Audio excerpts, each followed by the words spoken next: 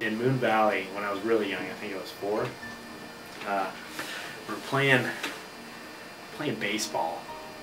And we had a big window that overlooked the backyard. That was the kitchen window. My mom was in there making baking bread, and I started hitting it pretty good. He was pitching it to me, and he's like, "Hey, just hit one more." And I'm like, "If I hit another one, you know, I was like 4 too, so I guess I was kind of sassy. If I hit another one, it's gonna go through I'm gonna hit it through the window." He's like, "Oh, no, don't worry about it. That's not gonna happen." So he pitched it to me, and you know, I went Mark McGuire through the window. It was pretty funny. I don't know how old I was. I think I was 5 when I broke my leg skiing down. We had a cabin on a golf course, and I skied down it. I started getting pretty good, and he's like, "Hey, just take one more run." So I'm like, "All right." So I go, and I'm going down the hill, and my leg twists, and my binding doesn't come out, and so I have a spiral break. And so I think he felt really bad about that, because I think he thought it was his fault or something, but of course it wasn't. And but you know, I remember that was during Christmas, and you know, he picked me up and took me to the hospital, and he was there for me the whole time, and he was always there for me. My dad's always been there for me, and he always will be there for me, and it gives me a lot of confidence. We're in the old house on Minton, where we spent most of our time. I was married, and I was over there. I was taking a nap in the late afternoon, and I remember having this dream of a shotgun going off. And it kind of woke me up, and you know, I went in the other room, and there was smoke coming out of the laundry room. There was a hole right by my 8-year-old picture's head, you know. He almost got me. And it went out into the garage, and there's no more guns in the house after that. Well, just tell him to stay out of the Hudson's Bay Company store. He'll know what I mean. Jean, Rita and I were headed to someplace back east. Rita was the designated driver. Her alarm did not go off. Finally, in a panic, Jean calls Rita and said, "Where are you?" Rita said, "Still in bed." Galen said, "That's all right. I'll handle it." We thought, there's no way we'll make this flight. Well, our flight began before we got on the airplane. We flew right down McKellips Road at 110, came to a stoplight. It was red, people were stopped. That didn't stop Gaylon. Moved in the left lane, checked all directions, zoomed right on down the road. We made it in record time, plenty of time to make the flight. That's Gaylon. You know, he just had a colonoscopy recently. And I was in the room and he was coming out of the little, you know, anesthesia that they give you.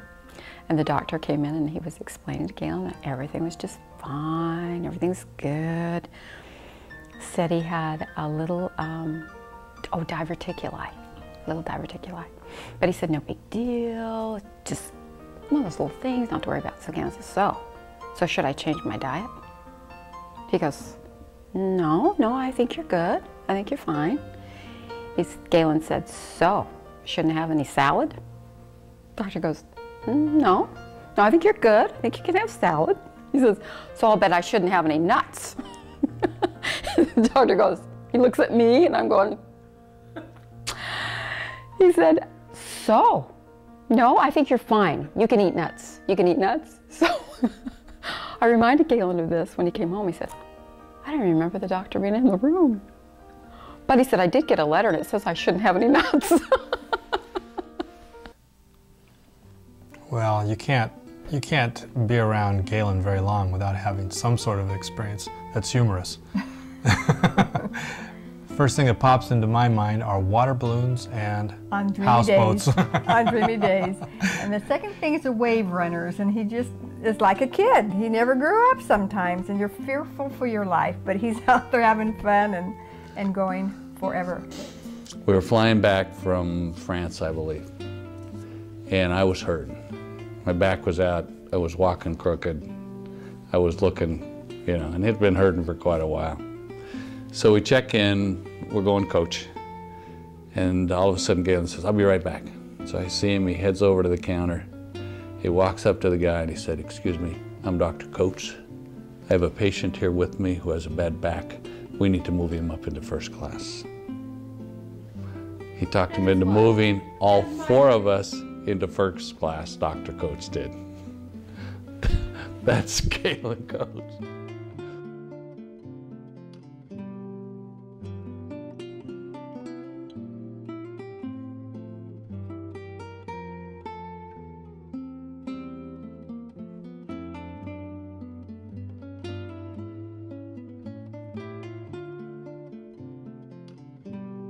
Gaylon, welcome to Flight 1945, Infinity and Beyond.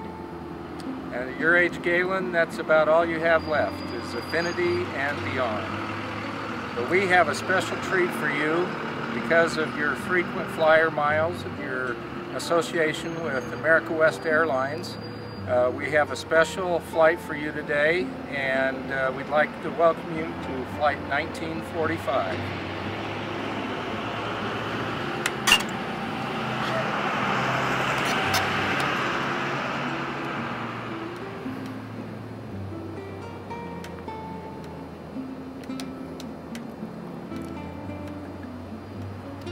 At your age that you can't take a exit door seat, Gaylon, because you need the strength to be able to push the door out, but maybe Jean can sit by the door. If this should drop down in front of you, the instructions would be for Jean to first of all pull hard on the cable, put on her face first, and then help Gaylon.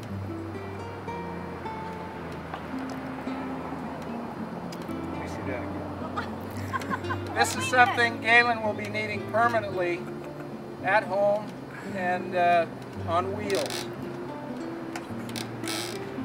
Next we have the belt. I don't know if you're familiar with how the belt works, but current legislation mandates that those who are required to take 2 seats use an extension device such as this.